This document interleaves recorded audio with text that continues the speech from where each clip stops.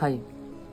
তো আমার সামনে যে আম গাছটা কাটা রয়েছে, যারা আমাকে অনেক বছর ধরে চেনে, আমার ভিডিওস দেখে, তারা জানে যে আমার বিভিন্ন ভিডিওতে এই গাছটার অনেক অবদান আছে, ঠিক আছে?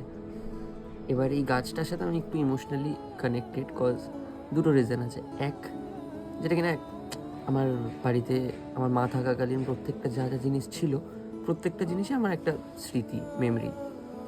আর তারই সাথে আরেকটা জিনিস, আমি ছোটোবেলা থেকে খুব একটা যে গাছের প্রতি আমার ভালোবাসা স্নেহ জন্মেছে এমনটা নয়। আমি উৎসাহ কোনো দিনই পাইনি গাছ ফাছ লাগানো, এসব নিয়ে কেউই আমাকে উৎসাহ সেভাবে দেয়নি, আর আমি কখনো নিজে থেকে ওই ব্যাপারটা আসেনি। কিন্তু এই গাছটাকে আমি ছোটোবেলা থেকে দেখছি, তো একটা অভ্যেসের সাথে সাথে এই গাছের প্রতি একটা ভালোবাসা জন্মেছে, আনকন্ডিশনাল লাভ। কজ এই গাছটা থেকে খুব সুন্দর সুন্দর আম হয়, যেটা আমি জীবনে কোনো দিন খাইনি।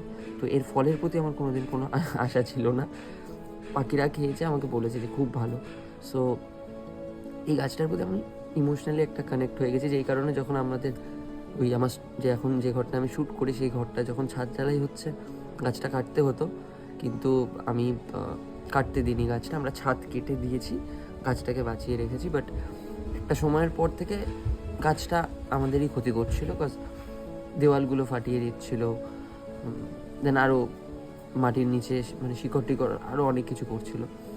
সো আমি তাও গাছটাকে কাটতে দিইনি, কিন্তু বর্তমান সিচুয়েশানে দাঁড়িয়ে ক্ষতির পরিমাণটা এতটা বেশি হয়ে গেছে যে গাছটা কাটতে বাধ্য হলাম এক প্রকার।